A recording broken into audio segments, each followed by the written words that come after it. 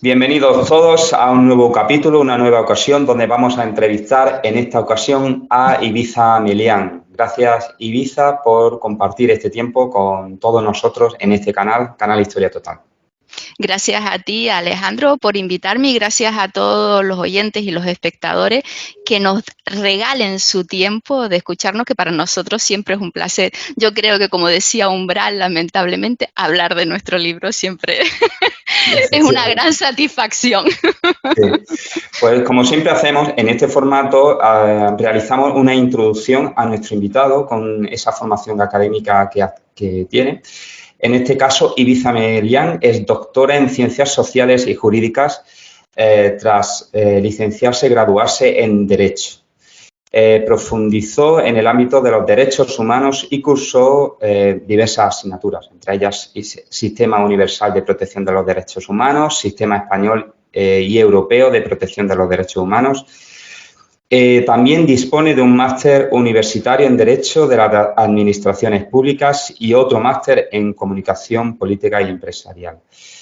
He leído un 25% del currículum, o yo creo que menos. Por eso emplazo a todos los que nos escuchan a visitar desde ya la página web Ibiza Melián, porque aparte del currículum podrán acceder a todo tipo de información relacionada con la actividad, muy activa, por cierto, que realiza nuestra invitada, Ibiza Melián. Ibiza, vamos a hablar hoy en concreto sobre la masonería y vamos a hablar en concreto sobre la conexión que existe entre simbología y masonería, porque yo creo, no sé si estarás de acuerdo, que hay mucha controversia entre diferentes historiadores, pensadores y, en definitiva, divulgadores que hablan sobre este tema, ¿no? Se encuentran diferentes opiniones contrastadas.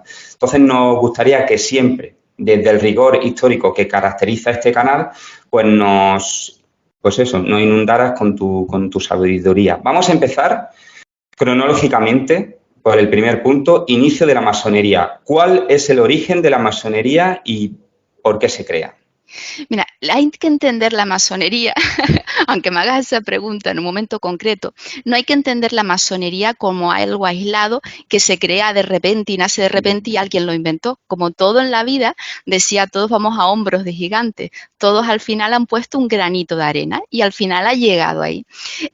Como decías, cuando hablo de mi libro, de mi tesis doctoral y demás, yo lo que vengo a exponer que al final la configuración del Estado social y político occidental no se puede entender sin una serie larvada de un pensamiento ancestral. Pero este pensamiento ancestral, este pensamiento esotérico, que esotérico está, digamos, que se utiliza con un sentido peyorativo, esotérico tiene un sentido distinto, es exotérico, es el conocimiento divulgado a todos, esotérico a unos pocos, pero no porque sea elitista, sino porque es un conocimiento individual y experiencial.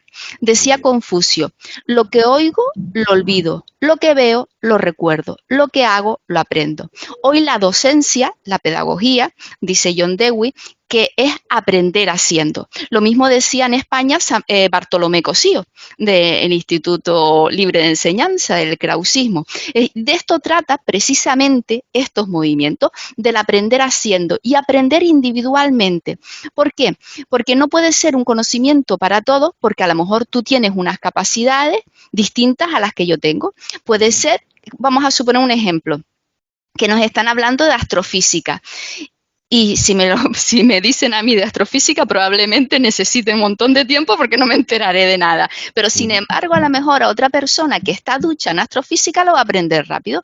Entonces, en este conocimiento, en estas corrientes iniciáticas, se daba unas herramientas que tenía individualmente la persona que rescatar y andaba su camino. Había personas que la andaban en 1 año, en 2 años, en 3 años y era experiencial. Experiencial, ¿qué quiere decir? Que eso lo que haces lo aprendes haciendo a través de las emociones. Hoy, por ejemplo, se utiliza mucho incluso la inteligencia artificial, esto, el metaverso que se está diciendo, incluso para la docencia, ¿no? Se habla de que si los niños le quieres enseñar Egipto y se meten en ese mundo, aprenden y al final con las sensaciones y las emociones, eso te queda impregnado en el cerebro. Pues viene a ser lo mismo, pero este conocimiento Resulta que parte de lo más antiguo, desde el Antiguo Egipto. Desde el Antiguo Egipto, e incluso antes, pero desde el Antiguo Egipto, que es de lo que yo hablo en mis libros, empiezas a rastrear, los magos del Estado egipcio. ¿Quién eran los magos del Estado egipcio? Quien tenía el poder de la magia, y no entendamos magia como un elemento peyorativo, si no entendamos magia como el poder de la mente.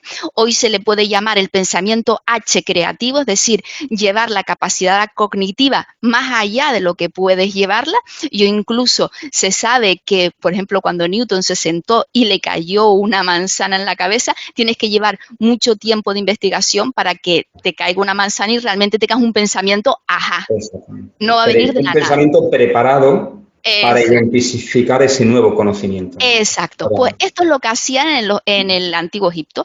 Los magos del Estado Egipto, quien recibía supuestamente la magia, eran los descendientes de Horus, que eran los faraones, pero ellos delegaban el poder en los magos del Estado egipcio. ¿Y quién eran los magos del Estado egipcio? Los médicos. Hoy sabemos que esos médicos tenían incluso casi hasta el mismo material, muy parecido a lo que tienen hoy en un quirófano. Además, estaban muy avanzados en su tema. Arquitecto, incluso el que después llegaron a ser el dios Imhotep, que era el Esculapio, con posteriormente en el mundo grecorromano, que era la medicina, y la llevaron al máximo, pues para tener todos esos conocimientos, ese aprendizaje, astrología y astronomía, porque en esa época estaba unido.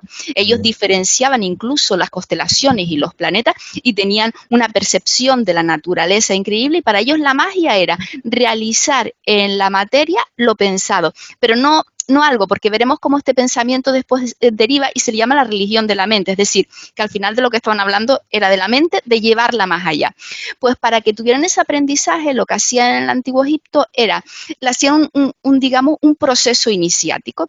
Entraban desde pequeñito. Esa persona que entraba en ese proceso iniciático, antes de entrar al templo se lavaba en un lago, tenía una serie de rituales, utilizaban incienso que supuestamente creían que separaba las energías negativas, llevaban un proceso, incluso utilizaban la oniromancia. La oniromancia es decir, los sueños o la introspección, llámalo como quieras, es decir, esa reflexión interna. Incluso llegaron a poner los griegos en el frontispicio del templo de Delfos: conócete a ti mismo y conocerás al universo y a los dioses. Jung decía el yo, ¿no?, que hay que quitarnos la máscara y conocernos a nosotros mismos. Pues esto era lo que hablaban en el Antiguo Egipto. Ese pensamiento, cuando los griegos, los egipcios ponen todo este pensamiento supuestamente en la imagen del dios Tot. El dios Tot, que era el dios de la palabra. A través de la palabra se creaba, como en la Biblia, en el Nuevo Testamento, que dice Dios. Exacto, y Dios creó, dijo esto y haga eso. Incluso cuando decía en el Nuevo Testamento, en el Evangelio de San Juan, que veremos que es el más místico de todos y el que se utiliza por todos los místicos cristianos y por todas las corrientes iniciáticas, decía, y primero era la palabra, y la palabra estaba con Dios, y Dios con la palabra. O sea, vemos como la palabra creadora. El zoroastrismo dirá pensamiento, palabra y acto. Es a través de la palabra que crea. Y veremos repetido en todas las corrientes iniciáticas. Pues bueno, ellos tenían un proceso iniciático que era para llegar a ser mago. Esa instrucción experiencial e individual. Solo se entendía la conexión con la divinidad individualmente. Cuando cae Egipto, ese pensamiento es una interpretación, se hace una interpretación de los griegos. Cuando se pasa del mito al logo, Pitágoras calificará a los griegos de filósofos, es decir, los que aman la sabiduría, para distinguirlo de los egipcios, que eran para él los únicos sabios. Y en Egipto, quienes recogen ese pensamiento esotérico es, por un lado, Pitágoras, los pitagóricos, o lo que se entienda por los pitagóricos, en concreto los matemáticos, y Platón, con los cursos acerca del bien. Platón tenía dos conocimientos: uno exotérico, que divulgaba a todos a través de sus diálogos, y otro conocimiento, que hoy lo sabemos a través de los hallazgos de sus cartas, en el que dice que eso nunca se lo revelaría a nadie. Hoy, afortunadamente, la investigación histórica, pues hemos encontrado esos vestigios, ese pensamiento platónico. Todo ese pensamiento, además, aparece el hermetismo. El hermetismo, que supuestamente es la interpretación de los libros de Tot. ¿Por qué sabemos de esos libros de Tot? Porque uno de los padres de la Iglesia dice que había 42 libros en Egipto que fueron reinterpretados por los griegos después. Es decir, hay constancia cristiana de padres de la Iglesia que hablan de esos libros, pero esos libros se perdieron. Lo que nos llegó a nosotros es el hermetismo, que es esa reinterpretación de esos libros mágicos, de esos supuestos libros mágicos. Ese conocimiento, cuando llega al cristianismo, digamos que lo que es en el Imperio Romano Occidente se quita, pero hay que entender, nunca hay que entender la historia ni buenos y malos, sino hay que entenderla en su contexto y teológicamente. Cuando la Iglesia, digamos, nace y es San Pablo el principal valedor, el principal difusor de esa nueva doctrina, porque hay que entender que San Pablo y Jesús eran judíos y murieron judíos. Es después de su muerte cuando se separan de los judíos, porque los judíos, exacto, los judíos no aceptan a Cristo como Mesías, y es cuando aparece el cristianismo. Pues San Pablo dice, ellos creían que el fin del mundo vendría ya. Entonces ellos interpretan un pasaje de la Biblia en el que Dios le dice a Abraham que lo haría padre de todas las naciones, de diferentes naciones. Para eso le interpretó que había que convertir a gente de diferentes pueblos. Es por eso que San Pablo se centra en esa evangelización. Todos sabemos que la ley judía tiene una serie de muchísimos requisitos para realmente ser judío, y San Pablo lo simplifica. Ya no hay la circuncisión, ya no hay que tener todas las normas de comida, de todo lo que llevaban los judíos, sino ellos lo que decían, la ley del amor y del espíritu, ¿no? Es decir, dejar que Cristo entre en el corazón y a través del bautismo. Y además tenían el acicate de esa, digamos, de esa gran cobertura social, porque ellos se volcaban en las personas. Bueno, San Pablo cree que el fin del mundo viene enseguida. Entonces hay que centrarse en evangelizar. Y él dice, no podemos permitir que el grupo se fraccione. Cuando San Pablo muere y los siguientes ven que el fin, la parusía, la segunda vuelta de Cristo no viene, ellos que dicen, bueno, pues lo que tenemos que interpretar es que no había que evangelizar solo a unos pocos, sino que había que evangelizarlos a todos.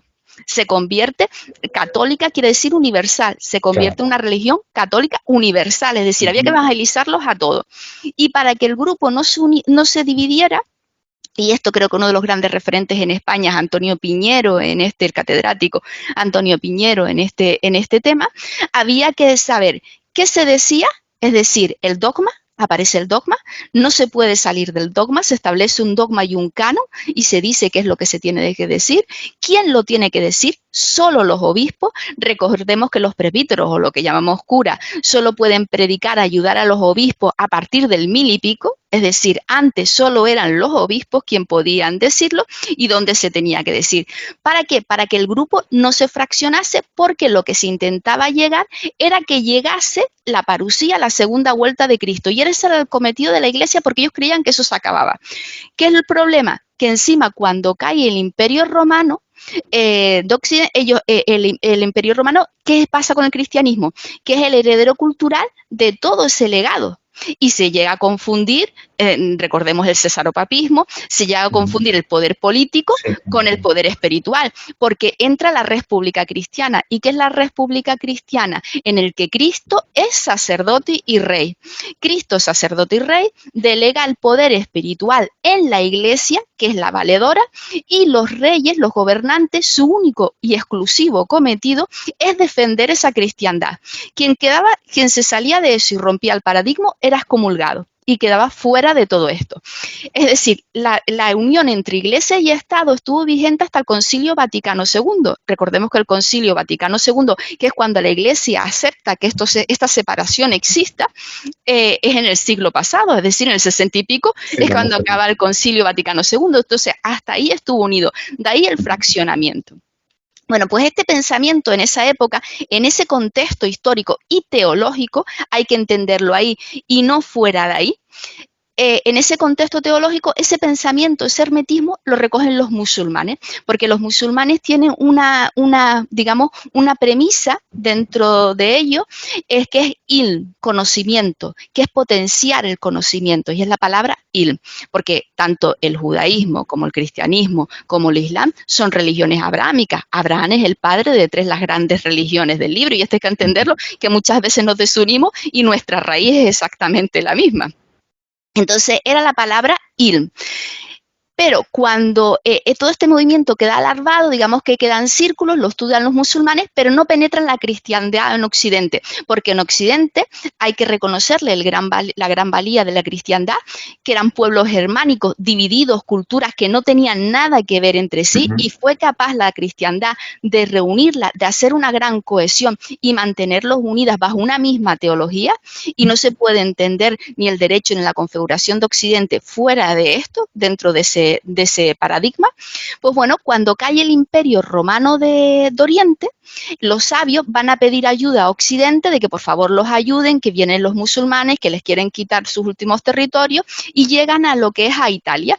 En Italia vienen auspiciados por Cosme de Medici, que es el protector de Marsilio Ficino. Marsilio Ficino aprende el griego y son capaces de rescatar los textos antiguos platónicos y los textos herméticos, el corpus hermético. Es más, Cosme de Medici le dice a Marsilio Ficino que antes de morirse lo que tiene que hacer es traducir el corpus hermético, que él no quiere morir sin traducir el corpus hermético.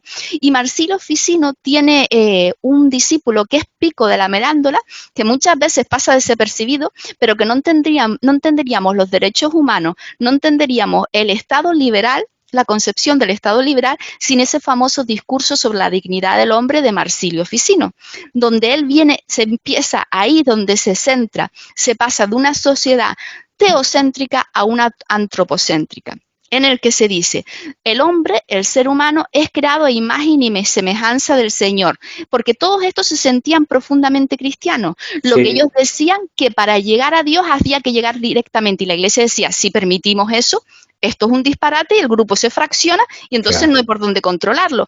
Porque claro, cuando hablamos de los judíos en el 135 nunca tuvieron poder temporal. Entonces yo solo estoy preocupado de lo espiritual. Sin embargo, la cristiandad sí lo tuvo, y lo tuvo que manejar todo ese poder temporal.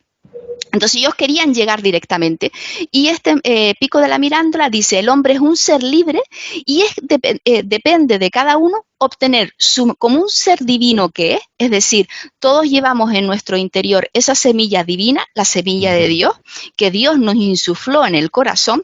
Diría San Pablo que estamos divididos en cuerpo, alma y espíritu, que había 3 leyes, la ley eterna, que es la ley de Dios, la ley natural, que dice la Biblia o dice el Nuevo Testamento, que está inscrita en nuestros corazones, que es la que del donde dimanan todos los derechos fundamentales, de donde dimanan no solo los derechos fundamentales, sino los derechos humanos de todos. No podemos, y que están recogidos en todas las constituciones mundiales, los derechos fundamentales, y la ley positiva, que es la creada por los humanos para regularse.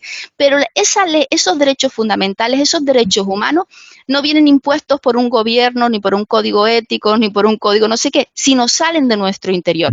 Mucho después, Kant, el gran filósofo Kant, recogerá esto y él esbozará la teoría del imperativo categórico, en que somos un ser totalmente libre y solo depende de nosotros hacer el bien o hacer el mal, y no de algo externo, y no porque nos imponga. Esto derivará más cosas que incluso, claro, ya se fue derivando, y dirían una parte que llegaría un momento en que no necesitaríamos ni leyes ni gobiernos de estos movimientos, porque llegaríamos a ser tan superiores espiritualmente que no nos enfrentaríamos entre nosotros. Claro, tú imagínate este pensamiento en esa época, lógicamente lo marcas de herético, claro, porque sí, va en contra de la unicidad de la cristiandad. Hay que ir contra el status quo. Claro. Ese pensamiento del renacimiento de Pico de la Mirándola y Marsilio Ficino, que introducen todo eso y introducen Platón, que hasta ese momento el pensamiento predominante era el aristotélico, porque ¿quién es en la bandera y cuál es la filosofía que mantiene la Iglesia? La escolástica. ¿Quién es el principal baluarte de la escolástica? Santo Tomás de Aquino. ¿Cuál es la filosofía actual de la Iglesia? El tomismo. ¿Y qué es el tomismo? Aristóteles, y es el que se mantiene en el sur de Europa precisamente, y lo que es en Latinoamérica, porque nuestros herederos culturales. Sin embargo, en el norte de Europa todo este pensamiento empieza a penetrar, todo este pensamiento empieza a alargarle, y se cambia, se rescata a Platón, y todo el pensamiento Platón, y más que Platón, neoplatónico de Plotino, el uno. Platón hablaba de la idea suprema del bien, Plotino hablaba del uno, de que para llegar al uno hay que hacerlo a través del amor, Y hay que, las ideas primarias, las ideas secundarias, y que intentar llegar, hay que ser el filósofo, ¿no? Bueno, pues todo ese pensamiento se empieza a larvar y empieza a llegar al norte de Europa, este pensamiento platónico. En la Iglesia, este pensamiento también estaba, y uno de sus principales baluartes era San Bernardo de Claraval. ¿Y quién era San Bernardo de Claraval? El que fue el artífice de la mítica regla de los templarios. Todos conocerán a los templarios. Él fue el que hizo la regla de los templarios, y ahí hay muchos símbolos, porque eran 9, precisamente por la simbología de 9, porque eran guerreros y monjes, la teoría de la espada, y que tenían la espada del Señor para luchar por la cristiandad y defender. Pero San Bernardo fue un revolucionario en su época, porque San Bernardo decía que a Dios, lo mismo que decían los egipcios, hay que experimentarlo y no razonarlo. Es decir, que solo a través de la experimentación se llega a Dios. Y San Bernardo se empieza a enfrentar con la preescolástica. Digamos, los escolásticos empiezan a sacar la cabecita y él se empieza a enfrentar con ellos. Porque ¿qué dicen los escolásticos? Intentan razonar a Dios. Y San Bernardo decía que a Dios no se lo puede razonar, sino únicamente experimentar. Pero claro, el experimentar, ¿qué es? Que tú individualmente vas a llegar a Dios. Veremos cómo todos los místicos cristianos van a estar tachados y marcaditos porque se salían de la ortodoxia. Exacto. Y, sin embargo, el pensamiento de San Bernardo fue un gran referente en su época, pierde la partida frente a la escolástica, y hasta el día de hoy la escolástica se llega a ser con el poder, y hoy el referente filosófico de la Iglesia es el tomismo. Y su referente, que era lo paradójico de todo esto, que era Santo Tomás de Aquino, en un momento determinado sufre un episodio de arrobamiento, de éxtasis, y él estaba escribiendo uno de los últimos tomos de la Suma Teológica, y después de este episodio dice: no puedo escribir más. Todo lo que he escrito hasta ahora es como paja, y se negó a terminar su Suma Teológica. Sí. Fue su secretario quien la terminó. O sea, al final de Santo Tomás de Aquino tuvo una ingente actividad literaria, escribió muchísimo. Sin embargo, al final dice: es que todo lo que he escrito no sirve de nada. Llegó al mismo razón. A Dios hay que experimentarlo y no razonarlo. De esto hablan las corrientes esotéricas.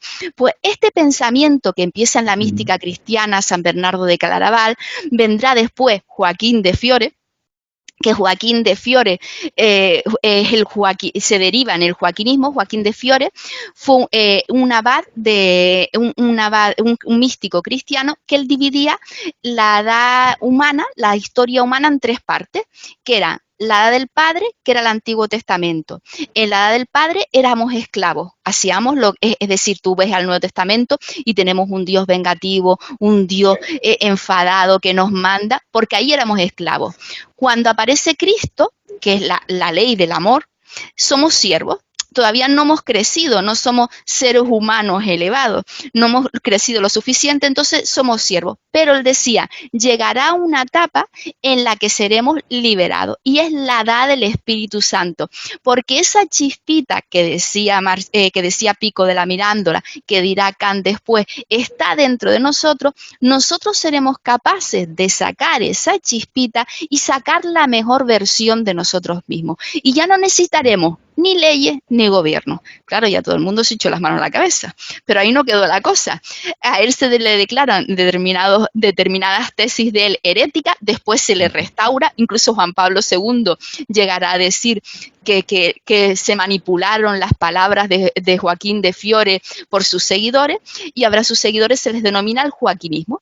Pues los joaquinitas vienen a decir que la iglesia exotérica de Pedro, es decir, el conocimiento divulgado a todos, dará paso a la esotérica de Juan, esoterismo divulgado unos pocos, y de Juan. ¿Por qué? Porque vamos a ver como todos los místicos cristianos, como todas esas corrientes esotéricas, la masonería, los rosacruces, al evangelio que apelan es al de San Juan, porque es el más gnóstico, esa concepción tricotomista de cuerpo, alma y espíritu, que dijo San Pablo, pero que en el 870 la Iglesia la condena para evitar esa división que habíamos hecho. Bueno, pues ese pensamiento joaquinita que vemos como todo ese pensamiento se va hilvanando, ese pensamiento joaquinita lo recogen el iluminismo Rosacruz, que fue un movimiento que aparece en 3 manifiestos en 1600. El primero pretende la gran reforma política europea, estamos hablando de política, es decir, ya empieza a los brotes de las guerras de religión, aparecen los protestantes y querían desligarse del Papa y del emperador. Claro. Pues ellos quieren esa reforma política, quieren, que es el primer manifiesto, la Fama Fraternitatis, la Confessio Fraternitatis, que es el segundo manifiesto que habla de una reforma científica. ¿Por qué? Porque la Iglesia, como era a través de ella la que tú aprendías todo, el pueblo cristiano era iletrado, porque no necesitaba saber leer y escribir, porque recibía la palabra del Señor y los índices de analfabetismo eran enormes, nadie sabía escribir. Es más, la Iglesia daba sus homilías en latín, y el latín, según cayó el Imperio Romano, ya no se hablaba en ningún lado, solo hablaba la Iglesia, con la cual la gente iba a misa, pero no entendía nada. No se enteraba, ¿no? Esto hasta nuestra abuela, prácticamente. Exactamente, entonces se quedaron en esa parte y no se entendía, no entendían absolutamente nada. Entonces ellos quieren una revolución científica, esa revolución científica para que ese conocimiento llegue. Y después, aparte de esa revolución científica, el último manifiesto, que es ahí donde se parten todas las corrientes iniciáticas, las bodas químicas de Christian Rosenkreuz, que ya lo veremos repetido en todos los movimientos, cuerpo, es decir, ellos de lo que hablan es que el cuerpo y el espíritu vaya a la unificación, que esto es lo que hablan los místicos cristianos, hablan el maestro Eckhart de hacer renacer a Cristo en nuestro corazón, la naturaleza crística, es decir, volver a la unificación. Los místicos judíos, que es la Cábala, hablan de la Debekut. La Debekut es que es volver a la unificación cuando se adquieren los atributos del Señor. Volvemos a lo mismo, cuando ya eres lo suficientemente elevado, que ya no necesitas ni gobierno ni leyes, porque haces lo mejor por ti mismo, no hace falta que nadie te lo imponga. Y después el misticismo dentro del Islam, que es el sufismo, lo llama Tawhid, la unificación también, que incluso los sufíes son declarados heréticos por ciertos movimientos exotéricos dentro también del Islam, y muchas veces también dentro del judaísmo los cabalistas fueron tachados de heréticos. Bueno, pues este iluminismo Rosacruz, que vemos grandes científicos, incluso se dice que estuvieron cerca de este iluminismo Rosacruz Newton, se sabe hoy que Newton, John Maynard Keynes lo llama el último de los magos, porque dedicó tanto tiempo de su vida, el precursor o digamos uno de los primeros científicos, dedicó tanto tiempo de su vida a esa ciencia como a estudiar todo el pensamiento alquímico, estudiaba por las noches, incluso se cuenta una anécdota ahora de él que en un determinado momento pierde la cabeza. ¿Y por qué? Porque se dedicaba por las noches a practicar con mercurio, como utilizaban los alquimistas, y el mercurio, utilizarlo tanto, pues te vuelve mal. Todo este pensamiento del iluminismo Rosacruz, que digamos que en ese último de bodas químicas de Christian Rosenkreuz es un manual iniciático, vemos un periplo iniciático como lo veíamos en el antiguo Egipto, es lo mismo. Al final el libro es un sencillito manifiesto, pero lo que te relata es 7 etapas, cómo va pasando de una etapa a otra etapa. Al final es un rito iniciático. Todo esto termina calando en la masonería, todo este pensamiento. La masonería se habla de tres etapas. Una es la masonería operativa, que es la de los constructores medievales, la de los góticos. Eso, un inciso, Ibiza, sí, es cuando cualquiera rápidamente quiere saber los orígenes, ¿no? De forma superficial. Exacto. En los gremios medievales, donde conservaban las tradiciones, las reglas internas de ese oficio, ¿cierto? Exacto. Quizás, pero no saben esa historia tan interesante que nos has contado, ¿no? Que es milenaria. Claro, es que no hay, este tema no se puede entender y yo creo que ahí está el problema. Y bueno, y es mi tesis y es lo que yo defiendo, ¿no? Lo que defiendo es que tenemos el peligro de involucionar y no de evolucionar, porque si nuestro pensamiento, la configuración del Estado de Occidente, se basa en ese pensamiento ancestral que está basado en la teología y está basado en la filosofía, resulta que se quita la filosofía, nos cargamos la teología, nos cargamos la religión y todo este pensamiento, nos quedamos con la cáscara. Y eso en la cábala se llama, nos quedamos en el árbol de la vida, en la Yesod, donde un ser humano dominado por el ego, pero supuestamente tenemos que ser maduros y llegar a la Tiferet, que es otra sefirá del árbol de la sefirá del árbol de la vida. Pues llegar donde nos encontraremos, lo que decían todos estos movimientos, pleno con nuestro mismo. Entonces, mi defensa y mi tesis es que olvidarnos de todo esto, seremos presa fácil de manipulación, seremos presa fácil de que todos estos, desde miles de años, sería una arrogancia por nuestra parte pensar que nosotros hemos inventado el mundo, cuando no llegaremos a concebir que el Estado liberal llegó del día para la noche, ¿no? Es más, hemos visto cómo Occidente ha querido exportar nuestras normas a otros países y hemos fracasado estrepitosamente porque no son nuestra cultura. No tienen esa herencia milenaria que has contado.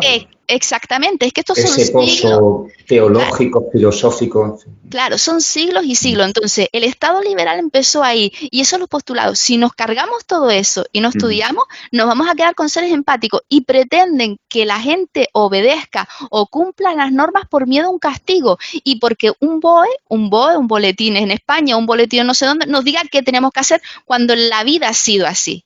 Entonces, esa es mi teoría, que olvidarnos de todo este pensamiento iría atrás. Bueno, pues lo que en esa masonería, que es importante lo que decimos, llega esa masonería operativa, que es el gótico, y ¿quién es el que financia las grandes catedrales góticas? Que veremos cómo todas al final se unen, los templarios.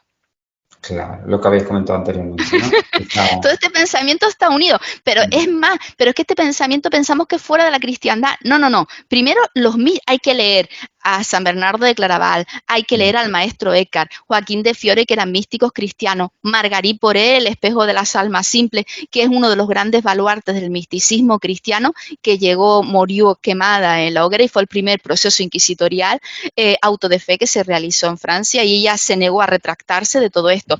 Hay que leer a San Juan de la Cruz, no se puede dejar leer, porque San Juan de la Cruz en el Montecillo, él utilizaba la figura del Montecillo para llegar a la cima del monte, que al final era un símil, para llegar a esa unificación, para llegar a Dios, porque lo que hablabas de símbolo, el símbolo solo es aquello que te une con lo trascendente.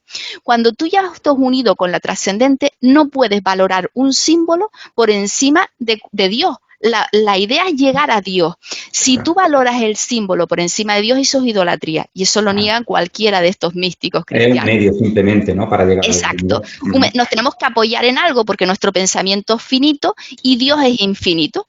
Estamos hablando de la teología apofática, la catafática. Negar a Dios, desdecirnos para luego de decir, ¿no? Porque Dios es infinito, tendremos que marcarlo dentro de nuestros parámetros mentales para intentar acercarnos a Dios, porque Dios no tiene atributos, es inefable, no tiene nada. Pues esto es de lo que hablaban todos estos místicos, intentar ese acercamiento, y para eso utilizaban los símbolos, pero cualquier símbolo al final lo que hace es llevarte esa unicidad. Por ejemplo, Margarit Poré, como símbolo para llegar a Dios, utilizaba el símbolo el amor cortés, y además ella está muy influenciada por San Bernardo de Claraval, y ella habla de una doncella que es su alma, que está enamorada del rey Alejandro, que es Dios.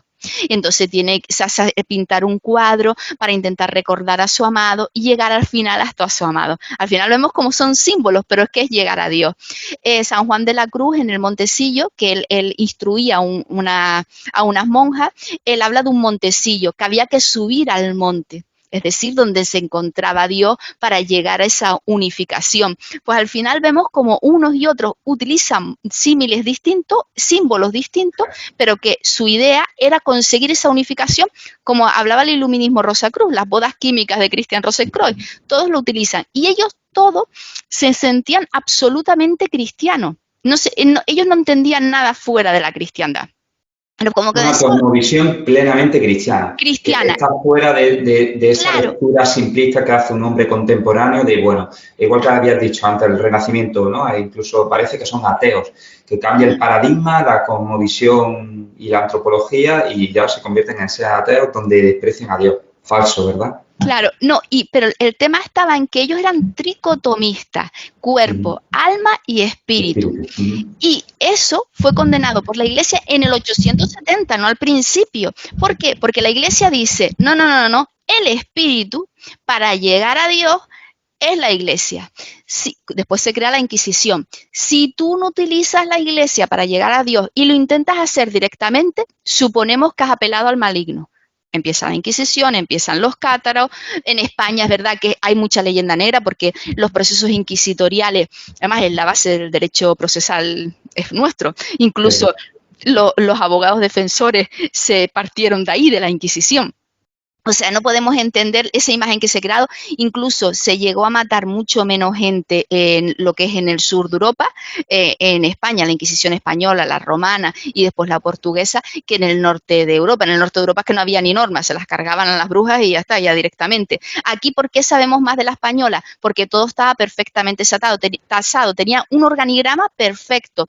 Vamos, había un derecho procesal increíble, visitadores para que no hubiese corrupción, cómo se realizaban los procesos, cómo se tenían que anotar, todo estaba perfectamente escrito, por eso tenemos más constancia de lo que realmente pasó y se ha magnificado. Pero te digo, hay que entenderlo dentro de su teología, y su teología era que ellos no querían incluso la Inquisición. ¿Cuál fue la historia? Que la Inquisición se crea para los cátaros.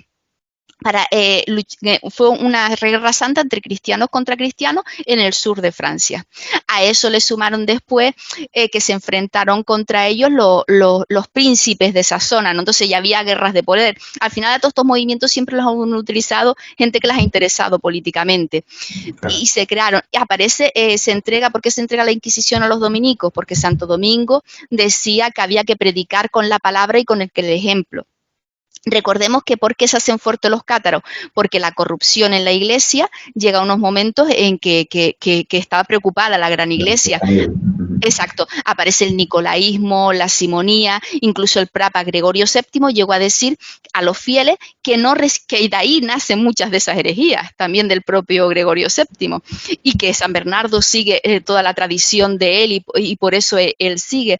Él le dice a los fieles que no se nieguen a tomar los sacramentos de personas que no tenían los principios divinos. Claro, y aparecen los cátaros, que los cátaros, los perfectos, los santos hombres, ¿no? Los veían pobres, los veían tal, y la gente se empezó a sumar en masa. Entonces la iglesia vio un peligro ahí.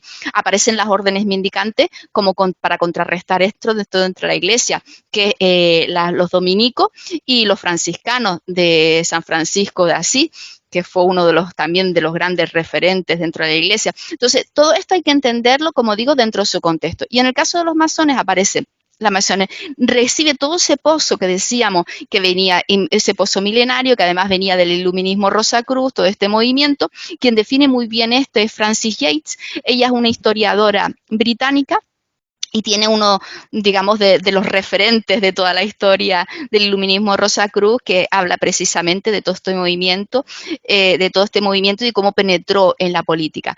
Pues esa masonería operativa que era de los constructores, que además hoy dice, ¿por qué se llama logia? Porque logia eran donde se reunían esos constructores. Digamos que al lado de las catedrales había unos recintos donde se reunían los constructores. ¿Y por qué había símbolos y además de construcción? Porque cada gremio tenía sus propios símbolos y además se enseñaba un aprendizaje experiencial individual. Para cada uno tenía su consigna, su firma secreta, iban a otro lado, viajaban por toda Europa y demás. Empieza toda la cristiandad. ¿Y por qué en la masonería hay normas, hay reglamentos? Porque los tenían los gremios, era una institución gremial. Ellos tenían unas reglas que además no difundían ni las daban a conocer a nadie, pero no solo este gremio de constructores, este gremio de cualquier otra actividad.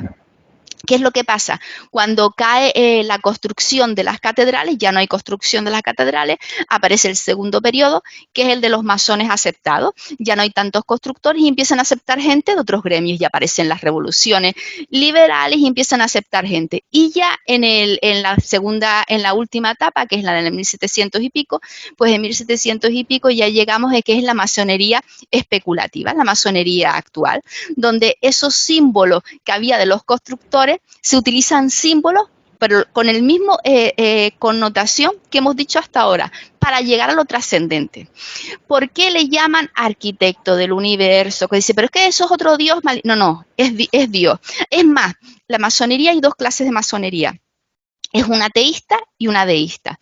La masonería teísta, que es la que realmente es la que bebe toda esta, digamos, todo este pensamiento y que es la que empezó en Inglaterra, que es la que bebe de todo esto, obliga a creer en Dios, el que tú creas, pero creer en un Dios revelado y con libros sagrados. Y con libros sagrados y Dios revelado, pocas religiones. Sí. Las abrahámicas, bueno, y el zoroastrismo, que son bastante poquitos, pero son las que hay. Más que yo creo, y además en la masonería, los trabajos que es cuando ellos se reúnen, se abren por el Evangelio de San Juan. Con lo cual, si yo soy judío y voy a una logia de y resulta que yo reniego de que digo que Jesús no es el Mesías y me hablan por el Nuevo Testamento, pues no sé yo como judío me sentiría, ¿no? Yo creo que el pensamiento que pueden haber seguramente hoy en día, habrá mucho más y ha evolucionado mucho, pero en su momento era para cristianos. Pero como empieza en Inglaterra y como es Inglaterra donde se hace realmente fuerte, recordemos que estaban las guerras de religión de los católicos con el resto de los protestantes y que había polcas. Ahí podría, y hizo un inciso, ahí podría incluir que ciertamente toda esta evidencia, que es fantástica lo que nos has contado, porque nos abre la panorámica conceptual de lo que es la masonería, ¿no? La gente que piensa que es la masonería, bueno, pues movimiento ilustrado a partir del siglo XVIII que va en contra de la catolicidad, por resumirlo muy rápido, y vinculado a los intereses ingleses. Pero aparte de toda esta tradición que nos has contado, tanto filosófica como teológica, ¿no? Entender esas herramientas, es cierto que a lo mejor en la etapa contemporánea sí se ha podido algunos grupos minoritarios pues, utilizar, pero bien por intereses políticos, ¿no? Ciertos vínculos, grupúsculos de masonería en contra de los intereses de otros países. Pero es como manosear ideológicamente un... Pero yo no creo ni siquiera... Mira, hay dos, lo que decíamos, hay una masonería que es la británica y de la que irradian después el resto de países, ¿no? Y que veremos después cuáles son los conceptos. Y hay otra masonería que cuando Napoleón llega al poder, cuando hay la revolución liberal, la masonería que llega en un primer momento a Francia es la masonería que proviene de Inglaterra. Y quienes estaban en esas logias masónicas eran, incluso se dice que había gente de la iglesia, pero sobre todo los nobles. Los nobles y las élites, por eso digo que es trascendental para entender la configuración de Occidente, porque quienes estaban en esas logias eran las élites políticas, que después van a tener realmente ostentar el poder en Europa. Claro, entonces no entenderemos nada más si no entendemos este pensamiento. Si lo negamos, el origen, el sustrato social de la logia en Inglaterra. Exacto. Y heredada en la época napoleónica en Francia. Claro, y recordemos que en Inglaterra, y además veremos, uno de los principales movimientos masónicos, que es el de Inglaterra, es la masonería regular. Dentro de esa masonería regular está el rito escocés antiguo y aceptado, que tiene 33 grados. Más o menos en todos estos movimientos iniciáticos siempre hay 3 grados, suele haber 3 grados iniciales, que es aprendiz, compañero y maestro. El aprendiz se supone que tú entras con una piedra bruta que tienes que pulir, el compañero empiezas a pulir esa piedra y digamos cuando te haces maestro, esa piedra que es un cuadrado termina coronada en punta, porque todo esto es simbólico. El cuadrado significa lo terrenal, el triángulo, como las pirámides, significa lo espiritual, que es la conexión directa con la divinidad, lo que venimos a decir. Bueno, pues esta masonería que veremos en Inglaterra, como decimos, cuando llega a Francia, estaban todos los nobles. ¿Qué pasa cuando hay la Revolución Francesa? Que se cargan a los nobles. Entonces, claro, toda esa masonería, veremos como incluso hay movimientos como después va a ser el martinismo, como va a ser dentro también de la masonería, hay un tipo de masonería que viene de los elegidos Cohen, que es el martinismo, que se deriva de la figura de Louis Claude de Saint-Martin. Y después otro movimiento masónico que ellos sí exigen, ellos tienen como premisa que tienes que ser cristiano y si no, no puedes entrar. Si no eres cristiano, no puedes entrar. No permiten otros tal. Son unas normas que ellos tienen por todos estos cristiano, movimientos. No deísta. No que creas en un Dios No, y tiene que ser cristiano. cristiano, no pueden ser exacto, eso tiene que ser cristiano, pero el resto te dice, teísta, tienes que creer en un Dios. ¿Qué es lo que pasa? Que cuando se quitan en Francia, llega esa masonería y resulta que llega la revolución industrial, la revolución francesa, y se cargan a toda esta gente, a todos lo que eran los nobles que había. Esa es la masonería, que es el oriente de Francia, la que es deísta, es la de Francia, Claro. la que Y es esta es deísta. el punto de inflexión, ¿verdad? Que dice, Quizás lo más importante de todo, donde hay confusión. claro, y esa deísta que dice que puedes creer en un principio creador, lo que cada uno entienda por un principio creador. Pero sin embargo, la otra que es teísta, en las constituciones de Anderson, que digamos que son la base fundamental de la masonería, dice que no puede ser un irreligioso libertino. Es decir, tienes que ser creyente. Si no eres creyente, es que no se puede entender estos movimientos si tú no eres espiritual, porque te está diciendo que de donde viene todo del interior. La masonería, el símbolo que utiliza es la estrella flamígera. Y esa chispa divina que tenemos en el interior, que tenemos que buscar, es la estrella flamígera. En otros movimientos, los rosacruces le llaman la rosa roja. Como decía, los místicos cristianos le llaman la naturaleza crística. Le llames como le llames, pero es la esencia divina, de donde decía San Pablo que dimanan los derechos fundamentales, es decir, la ley natural inscrita por Dios en nuestros corazones. Es que al final están diciendo exactamente todo lo mismo. Entonces, esa masonería inglesa, que es la que suele derivar de todo el resto de Europa, salvo, como decimos, la francesa, que sí permite un Dios, pero por lo que pasó, por la Revolución Francesa, y es más, después incluso se llega un poquito hasta controlar cuando llega Napoleón al poder. Napoleón, recordemos que muchos de los mariscales de Napoleón eran masones, que en España y en Portugal y en Italia nunca se dejó entrar a la masonería. La masonería fue muy represaliada, veremos por qué, porque defendía los principios liberales, pero los únicos que llegaron a ser monarcas masones en el sur de Francia fueron familiares de Napoleón. En el norte de Europa, sin embargo, todos los monarcas, todos eran masones. Y la diferencia, y yo lo pongo en mi libro, que pase el desarrollo más amplio de mi tesis doctoral, que es la diferencia cuando España pierde los últimos territorios de ultramar. En esos territorios de ultramar, nosotros nos entra como país una catarsis, ¿no? Cuando perdemos Filipinas, nos entra una catarsis, porque todo, donde el imperio, donde nunca se ponía el sol, lo hemos perdido absolutamente todo. Entonces, ¿qué movimiento surge aquí? El regeneracionismo.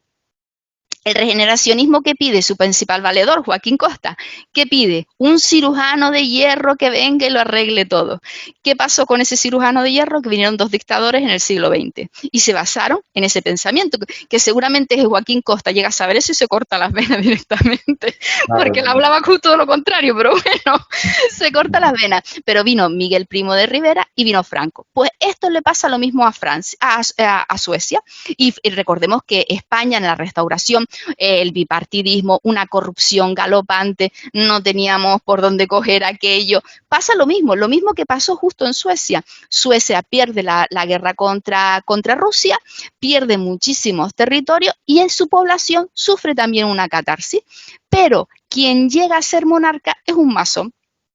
Y ese masón lo que hace es empieza una lucha impresionante hacia la corrupción. Hoy, de los países que tienen menos corrupción del mundo son los países nórdicos, y los que tienen menos leyes. Incluso nosotros tenemos un derecho administrativo, que bueno, tenemos normas para dar y regalar, y ellos tienen casi un PowerPoint que te dice más o menos 3 cositas que tienen que haber, y son de los menos. Está dentro de sí, volvemos a lo de siempre, ¿no? Exacto. Una normativa propia, una moral. Y ellos lo que hicieron fue, supieron impregnar los principios liberales. La población asumió los principios liberales. Entonces ahí está la diferencia. Nosotros en el sur de Europa, como este pensamiento, digamos, cuando los reyes católicos ponen la Inquisición, se empieza a combatir. ¿Por qué se combate al principio? Se combaten los judeoconversos y se combaten los moriscos. Pero ¿por qué se combate? Tampoco es que los reyes católicos fueran contra los judeoconversos. No ese era el problema, sino que los reyes, resulta que como los católicos no necesitaban saber leer ni escribir, los más preparados, ¿quién eran? Los judíos. Los judíos, porque los judíos sí necesitaban saber leer y escribir porque tienen que interpretar la Torá directamente. La Torá, que es el Pentateuco. El Pentateuco, los 5 primeros libros, que coincide con los nuestros, vamos, que es lo mismo. Antiguo. Exacto. Entonces, tenían que interpretarlo directamente, que es lo mismo que los protestantes, el libre examen. Nosotros no, nosotros lo teníamos que hacer a través de la iglesia. Entonces los reyes católicos dicen, bueno, pues si los judíos son los más preparados, ponemos en los cargos principales a los judíos. Y los católicos dijeron, ¿cómo? Que yo me fui a partir aquí el cobre, la cara por ti, y ahora me dejas en la calle y pones esto. No, te suena nada. Lógico, claro. ¿No? Sí, yo me lo he imaginado en la corte. De eso nada. Empiezan las revueltas y al final los reyes católicos tienen que dar su brazo a torcer y dicen, los que se convierten se quedan, los que no se convierten se tienen que ir, con el famoso edicto de Granada. ¿Qué es lo que hacen muchos judíos? Si bueno, nosotros nos callamos la boca, hacemos nuestra religión internamente y después decimos que sí, que somos católicos, pero nosotros interiormente está, claro, los cristianos viejos que no son vos, dicen, te llevas el puesto y encima estás tal, pues ahora verás tú, y lo señalaban. Entonces empieza la diferencia entre cristianos viejos y cristianos nuevos, y de ahí salen muchos movimientos heréticos como los alumbrados que fueron en España, como todo esto. Entonces digamos que es una cuestión política cuando se empezó a perseguir todo este movimiento. Después, cuando sacaban los moriscos y los judeoconversos, con Carlos I de España y V de Alemania, se empieza a perseguir a los protestantes. Cuando se llegan a los acuerdos de Berlín, si ya se termina todo esto de los protestantes, ya con Felipe II, se pone ya la lupa, incluso en los clanes políticos, se empiezan ya a vigilar los clanes políticos y lo que es el comportamiento de los españoles. Porque la Inquisición, y esto hay que también aclararlo, la Inquisición lo que vigilaba era el extravío de la ortodoxia, pero si tú eras judío, a ti la Inquisición ni te iba ni te viene, ni te decían nada. Porque no era una formación de... Exacto, ellos lo que decían era, tú eres cristiano, pues tú tienes que llevar la fe cristiano. Además, en España se da una razón, como encima casi todo el mundo era iletrado, no tenían, digamos que párrocos preparados, gente que supiera transmitir la palabra preparada, y además había muchos pueblecitos, muchos tal. Entonces, ¿qué hacían? Lo hacían como no sabían transmitirlo, ni tenían conocimientos, no había grandes teólogos, entonces lo transmitían a través del posicionamiento externo. Empiezan a aparecer múltiples procesiones, los ayunos, todos eran símbolos externos, signos externos, porque claro, ellos no tenían el conocimiento teológico. Incluso algunos católicos cuando llegaban aquí se quedaban asombrados de cómo llegaban esos exacerbados el catolicismo y ya eran señalados diciendo, este tiene que perseguirlo por la Inquisición porque no está. Digamos que este fue el contexto dentro del sur de Europa. Y entonces, como todo ese pensamiento que dijimos, aquí no se dejó entrar porque teníamos el índice de libros prohibidos. Es más, Felipe II dijo que ningún estudiante podía ir a estudiar fuera porque su padre le encomendó que mantuviera al pueblo unido. Y entonces Felipe II, entendámoslo en su contexto, empiezan las guerras de religión. Las guerras de religión fue una masacre. Mataban a todo Dios. Entonces él dice, yo no quiero que eso llegue a mi reino. Yo pongo un cortafuego, esto no va a llegar aquí. Claro, y ellos blindaron todo ese pensamiento, blindaron todo por lo que pasaba en el exterior. Y aquí no penetró absolutamente nada de ese pensamiento. Y encima, lo que vamos a es el pensamiento liberal. ¿Por qué? Porque del 1 al 3, como decimos, es ese grado iniciático. Pero después del 4 al 33... Sí, porque justamente, Ibiza, perdona, y si quieres enganchamos y desarrollas, porque creo que ha quedado medianamente claro la respuesta primera. ¿Podrías enganchar con ese concepto de los diferentes grados de masonería? Un resumen, claro, porque son 33, bueno, pero por segmentos, por ejemplo. Sí, mira, es muy interesante. Como decimos, los 3 principales grados, que se llama masonería simbólica o masonería azul. Estamos analizando la regular, que es el rito escocés y antiguo y aceptado, que es probablemente el más practicado, pero hay muchísimos movimientos. Estamos centrándonos en esta. En los 3 primeros grados, eso, la simbólica o la azul. Después hay del 4 al 18. Esa masonería es la masonería roja. Y se instruye precisamente, incluso el grado 18 es el grado del príncipe Rosacruz. Vemos como hay una referencia a ese iluminismo Rosacruz, en el que se habla de la libertad de prensa, de la soberanía nacional, que es el pueblo el que tiene que decidir, que no se debe dejar el poder en manos de unos pocos, que debe haber un pensamiento laico. Es decir, que la Iglesia y el Estado deben estar separados. O sea, lo que hoy entendemos por los principios liberales, lo decían ellos en los grados. Claro, Sí, lo que constituye el derecho actual de los países occidentales. Tú imagínate que le llegara a la iglesia esto y ya se le pusieron los pelos de escarpia. Entonces, y esa de la masonería roja, después del 19 al 30, estamos hablando de la masonería negra, y del 31 al 33 son más grados, digamos, administrativos de regulación dentro de la propia masonería. Es decir, el grado 33, pues esos grados lo que se encargan es pues de instruir al resto de masones, intentar ahí para servir, pero si tú ves todo lo que se basa en la masonería es en que tienen que encontrar su semilla interior, que ellos le llaman su chispa interior, que ellos le llaman estrella flamígera, para acercarse al gran arquitecto del universo. Gran arquitecto del universo es, por ponerle un nombre que no, por ejemplo, si tú le llamas Alá y yo le llamo Dios, o el otro le llama Jehová, o de otra forma, no entremos en choques, entonces se le pone un nombre común. Y gran arquitecto del universo, recordemos que eran constructores medievales y los grandes referentes en la iconografía medieval se dibuja a Cristo como geómatra. Pues si vemos muchos cuadros del medievo, vemos a Cristo con el mundo y con un compás. Sí. Con un compás creando. ¿Por qué? Porque Dios es geómetra, es el constructor del universo. Entonces de ahí viene el gran arquitecto del universo. No le demos una explicación maligna porque viene... Claro, porque Dios es geómetra y Dios es el arquitecto del universo, el que ha construido todo, el gran creador. Es un movimiento teísta que tiene que creer en un Dios revelado y con libros sagrados. Esa es la masonería.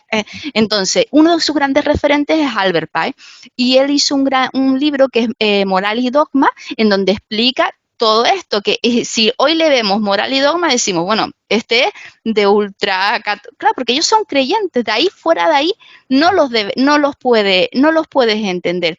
Entonces, vemos cómo sigue. El choque estuvo en que ellos defendían los principios del Estado liberal.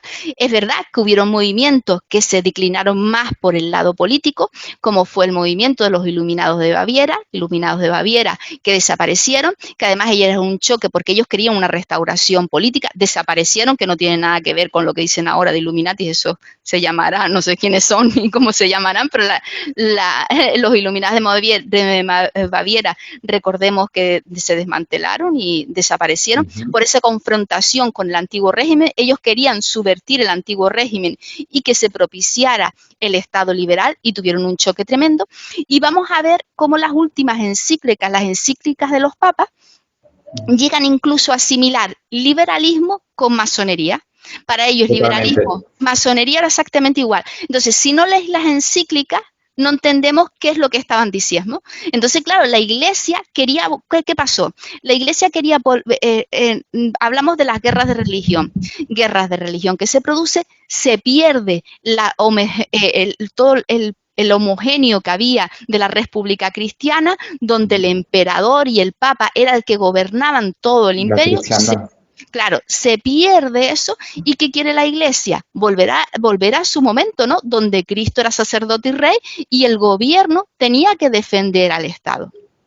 El gobierno tenía que defender a la cristiandad y que tenía que defender los ideales que ellos creían. Entonces, claro, hay un choque y entonces ellos llegan a asimilar liberalismo con masonería. Ellos incluso hay una encíclica papal donde no solo se mete con la libertad, la separación de Iglesia y Estado, claro, porque si no se acababa eso. O sea, admitir que era la separación de Iglesia y Estado, que era lo que defendían los masones en algunos de sus grados, era admitir que la República Cristiana había terminado. Ellos querían volver a eso, necesitaban volver a ese punto y asimilan incluso la libertad de prensa. ¿Por qué? Que la libertad de prensa está intoxicando a la población porque ellos entendían que se fraccionaba el grupo y se perdía todo.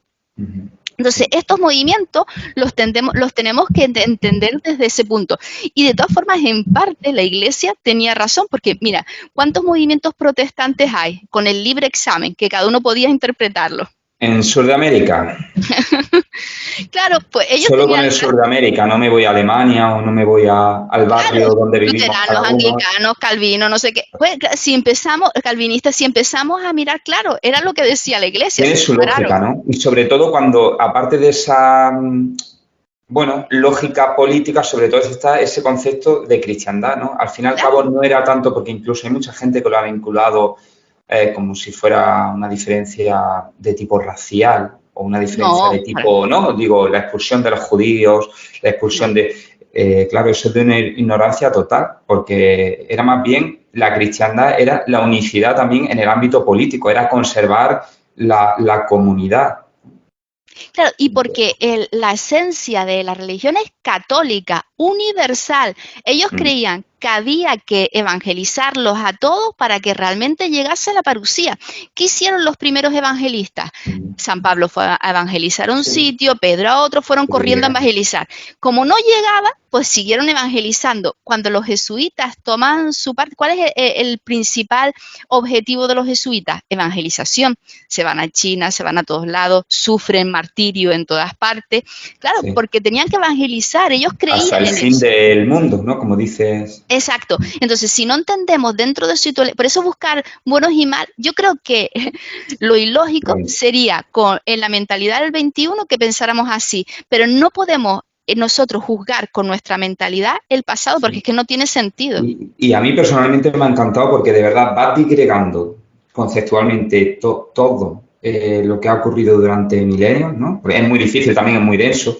De hecho, derivamos otra vez a la tesis doctoral y a estos autores que ha nombrado Ibiza. Sí.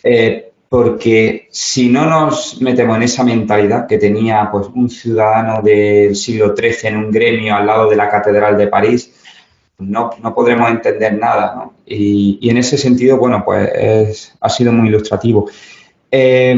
Vamos a tocar un punto, ¿vale? Y te digo, Ibiza, que aunque haga un corto ahora, porque posteriormente esto lo edito, no pasa nada.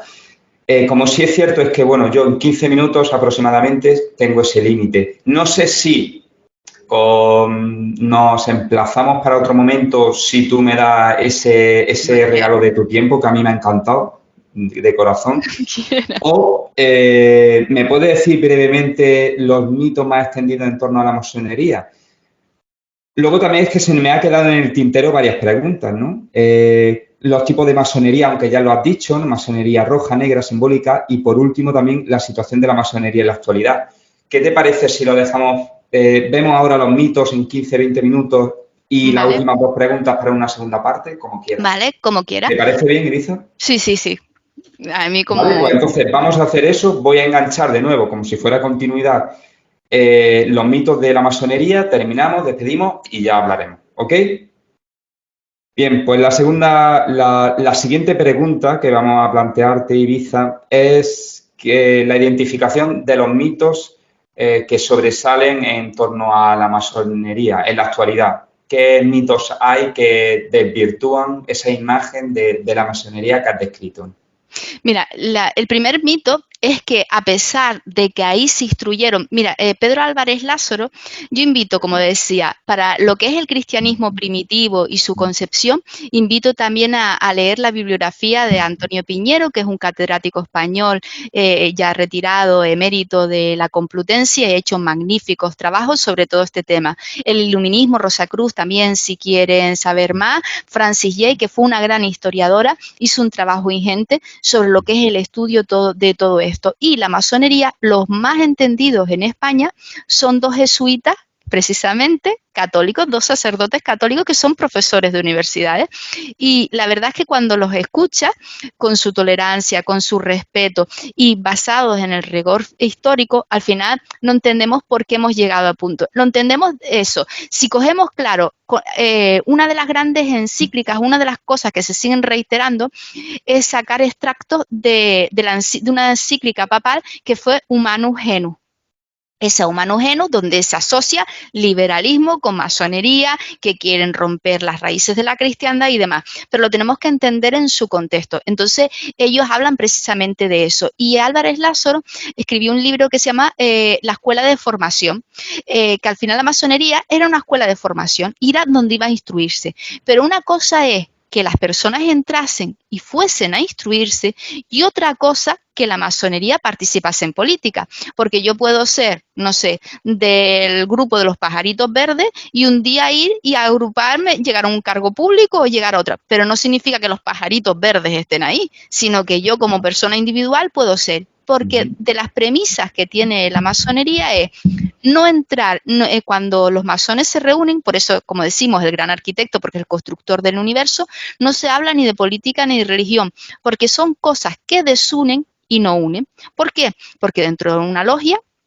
habrá personas que sean de una tendencia como de otras, los habrá de izquierda, conservadores, liberales, gente que no crea en nada, gente exacto, y habrán de unos de unas creencias, lo que decimos al principio, que fue una revolución, reunirse protestantes y católicos, cuando se negaban, se estaban matando y ellos se reunían y se llamaban hermanos. Con lo cual, fíjate tú la revolución que podía hacer. Claro que estaba mal visto, porque ellos se estaban reuniendo. Entonces, tú puedes tener la religión que tú quieras y yo las creencias, pero tenemos que respetarnos. Entonces, para no herirnos entre nosotros, porque tú eres mi hermano, al final ellos evitan hablar de política y religión. Y hay que entender el lema libertad, igualdad, fraternidad. Libertad, igualdad, fraternidad, por cierto, que también se enarbolaba en la religión francesa, pero hay también un egiptólogo español, que es Francisco Valentín, que ha escrito un libro y él decía que precisamente libertad viene del concepto de Akenatón en el Antiguo Egipto,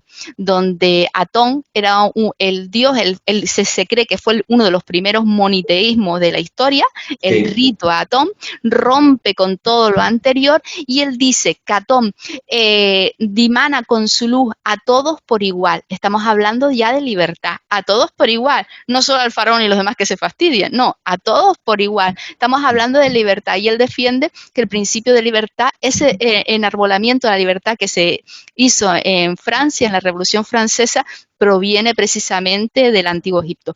Pero hay que entender ese eslogan, libertad, igualdad y fraternidad. ¿Por qué? Porque si todos venimos del constructor, del gran arquitecto del universo, que es el Dios constructor, esa imagen de Cristo con el compás creando el universo, porque la imagen no tenemos imágenes de Dios, sino de Cristo. La diferencia del catolicismo, una de las diferencias con el resto de religiones es que la Biblia dice que no se puede representar a Dios, pero como en el caso de los cristianos nosotros creemos que Dios hizo a carne, que es Cristo, podemos representar a Cristo, y es a través de Cristo que tenemos la figura de Dios, porque Dios es uno y trino. Entonces, ese constructor del universo, si todos provenimos de ese ser, de ese mismo constructor, ¿qué somos? Hermanos. Somos todos hermanos porque provenimos del mismo y somos iguales porque nos creó a todos. Somos hijos del hijo y esto de si era masculino o femenino, no. Si era uno, si Platón y todos estos hablaban que es uno, en esa unidad no hay fragmentación, no hay división entre masculino y femenino. Es uno. Después es cuando nosotros hemos puesto la división. Y bueno, que esto ya es mucho, pero sería en otro momento. Entonces, estas corrientes esotéricas, el ser perfecto es el andrógino, que la alquimia hablaba, el ser que es hombre y mujer al mismo tiempo, que es la unicidad. Y, por ejemplo, los cabalistas dicen que el Adán Kadmon, que fue el hombre primordial, era hombre y mujer al mismo tiempo. Entonces, esto es simbólico, ¿no? Pero ese uno no tiene división, no, que después exotéricamente la religión hiciéramos una iconografía tal, bueno. Pero volvemos a la vez, dentro del entendimiento, ¿no? Digo, conceptualmente, reducir ¿no? esos conceptos para nosotros como seres limitados. Exacto, entenderlo. Claro, y muchas veces para divulgar... Claro, por eso era tan importante esa instrucción esotérica, para que llegáramos a experimentar esos símbolos. Y supuestamente el último símbolo era ese ser andrógino, que llegabas a la unificación y ya había superado lo que es la conciencia. Entonces ese mito, ni se hablaba de política, ni se hablaba de religión, porque eso desunía. Pero sí es verdad que ahí se instruyeron grandes de las élites políticas y llegaron. Es más, quien ideó la separación de poderes en Europa, bueno, la ideó no, digamos que una de las teorías más desarrolladas de la separación de poderes, hablemos con propiedad, porque hubieron muchas más teorías, fue Montesquieu. Pues Montesquieu era masón. Dentro de los padres de la Constitución estadounidense había masones. Y así en muchísimos sitios, Sieyès, que fue otro gran teórico político francés, también era masón. Por ahí pasaron las élites intelectuales y las élites políticas. El krausismo, que llegó a España y se desarrolló, si tú coges el krausismo, es una extrapolación de la ideología masónica, digamos, de los principios fundamentales masónicos. ¿Por qué? Porque Krauss creía que si se divulgaban a toda la población esos ideales masónicos, llegaríamos a esa edad del espíritu Espíritu Santo que decía Joaquín de Fiore. Es más, por divulgar eso, él llegó a maestro, fue expulsado de la orden. Hoy se le conoce como el filósofo de la masonería, pero fue mucho después de muerto el pobre cuando realmente lo restauraron y lo cogieron como referente. Entonces, ese es uno de los grandes mitos. Ni estuvo en la política, la masonería, ni estuvo nada. Que hubiera alguna persona dentro de la masonería que llegase, sí, porque ahí se instruían, como decía Pedro Ángel Lázaro, la escuela de formación donde salieron muchos masones, pero no era la masonería en sí. Y después hubo ya la gran especulación. Hay un Leo Taxil, la broma de Taxil. Leo Taxil era un personaje francés. Leo Taxil es un seudónimo de un escritor francés. Él en principio se dedicaba a escribir comentarios, textos contra la Iglesia Católica. El cura cara de mono, los insultaba, sí. Vamos, le ponía de todos los motes. Y vio que en un determinado momento que se le iba quedando corto su mercado. Entonces dice, bueno, pues ¿qué hago? Yo no sé, creo que intentó entrar a una logia, no la admitieron. Bueno, pues como no la admitieron, él se acercó a la Iglesia Católica y lo que decía la encíclica Humanum Genus, es decir, el cogió de lo que decían las encíclicas, le dijo a los católicos lo que querían escuchar. Creó la masonería luciferina, que veneraban al diablo, que no sé qué, creó un mito. Leo Taxil, ya al final, pasados los años, cuando ve que su mercado, que muchos sacerdotes católicos, sobre todo en Estados Unidos, empiezan a decir, ¿pero qué me estás contando? Si muchos de los que tú dices que son masones son personas súper rectas, súper honorables. Es más, tú coges los grados de la masonería y la obligación es ayudar al prójimo, tener un comportamiento recto, no mentir. El imperativo categórico de Kant, no puede, porque al final es pulir tu piedra. Si tú mantienes tu ego, eres arrogante y le gritas a los demás, no eres masón. Hay un dicho en masonería que hay muchos masones sin mandil y muchos mandiles sin masones, es decir, que como en todas las organizaciones mundiales hay muchos masones que no tienen los principios masónicos. Claro. Y muchos no, como si se cataloga a un cristiano que roba. Exacto, o la Iglesia Católica. ¿Tenemos que examinar a toda la Iglesia Católica porque haya tres que hayan hecho barbaridades? No, porque hay gente, claro, hemos visto gente, yo conozco gente que son misioneros y que hay que quitarse el sombrero, como fue que han dejado todo, los han matado por estar ahí, su vida, o hemos visto, también hay un señor en Latinoamérica que el pobre lo han nominado, lo han intentado nominar varias veces para el Nobel, que de su propio bolsillo ha rescatado niños para que no le quiten los órganos, para que tal. Muchísima gente que tú dices ha hecho una labor, vamos, encomiable, y por tres que haya que lo hayan hecho mal, vamos a catalogar al resto. No, y por ejemplo, conocemos que Caritas funciona, por supuesto, que ha hecho una labor social increíble, por supuesto, que haya una persona que lo haya hecho mal, nos vamos a cargar toda la obra social que lleva muchísimo tiempo haciendo Caritas. No tiene se pone el foco más, ¿no? Porque a nivel propagandístico, de la prensa, etcétera, pues, es más atractivo. Pero es todo, nos fijamos en lo negativo y no en lo positivo. Claro. Entonces los masones tienen ese dicho, hay dentro de la masonería, claro que hay como en todos sitios, probablemente gente que ellos se supone que tienes que entrar, ellos te hacen como una valoración inicial para ver si realmente tienes los principios. Si tú le dices que crees en la pena de muerte, eres vengativo, eres no sé qué, te van a decir que no puedes entrar, lógicamente. Es una contradicción con sus propios principios, eres racista, no puedes entrar. Entonces, pero si dentro, después, tú no puedes controlar a todo el mundo, ni estás en la cabeza de nadie, ni ver cómo puedes cambiar. Entonces, lo que decimos, su lema es libertad, igualdad, fraternidad, somos hermanos, somos libres porque somos hechos en imagen y semejanza de Dios y depende de nosotros, lo que decía Pico de la Mirándola, crear nuestra mejor versión o nuestra peor. Libertad y somos iguales en libertad, igualdad y fraternidad. Incluso ellos tienen un símbolo que es la cadena de unión, que es lo que no solo une a todos los masones, sino une a los masones con toda la humanidad, ¿no? Esa fraternidad universal que es de cualquier pueblo, porque al final eres un ser humano, da igual que seamos blancos, rojos, amarillos o a cuadritos. Eres un ser humano, nuestro progenitor o nuestra unidad. Todos teníamos la misma esencia de divinidad dentro de nosotros. ¿Sí? Exacto. Entonces, son los principios que tienen base. Bueno, pues Leo Taxil viene a decir, a inventarse toda esa sarta de mentiras y al final llega, cuando ve que empiezan a caer las ventas, él dice, no, que es mentira. Hace una una reunión Qué pública. mentira, después de Qué haberla... mentira. Y entonces además, ¿y sabes quién escribió esto? Precisamente un sacerdote católico, el jesuita Ferrer Merimeli.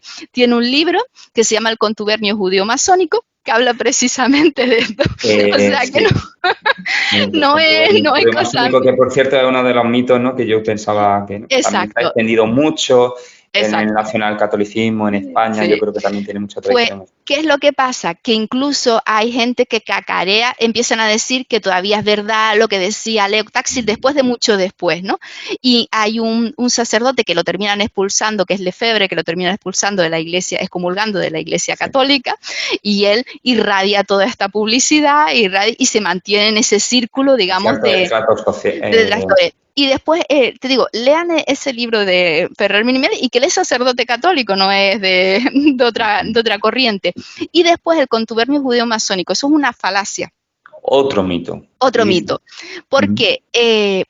Porque todas las dictaduras han ido contra la masonería, es normal. Te habla de libertad, que no puede estar el poder en manos de unos pocos, te habla de la libertad de expresión, el poder, que el pueblo es soberano, que debemos acatar las leyes y que debemos que las leyes tienen que ser justas. Habla de derechos, es que si leemos cada uno de los grados, son derechos pilares fundamentales donde se ha erigido el Estado liberal. Entonces, lógicamente, cualquier dictadura va a ir en contra.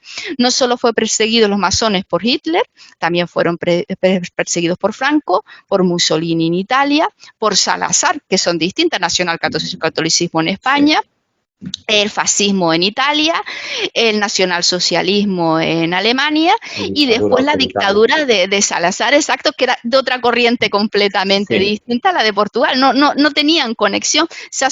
Muchas veces se unen todas las ideologías, pero no tenían que ver nada una con otra.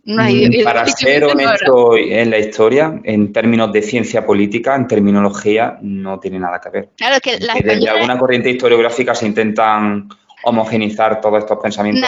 Cuando igual, Ibiza, podríamos decir que hay un recorrido filosófico en el siglo XIX en Alemania, con ese idealismo, ese componente racial, que luego deriva en las corrientes nacionalsocialistas, que no tiene nada que ver con el nacionalsocialismo y esa cultura del Mediterráneo, latina, con herencia católica. En fin, esto sería otro tema muy interesante, pero igual, ¿no? Estableciendo puentes.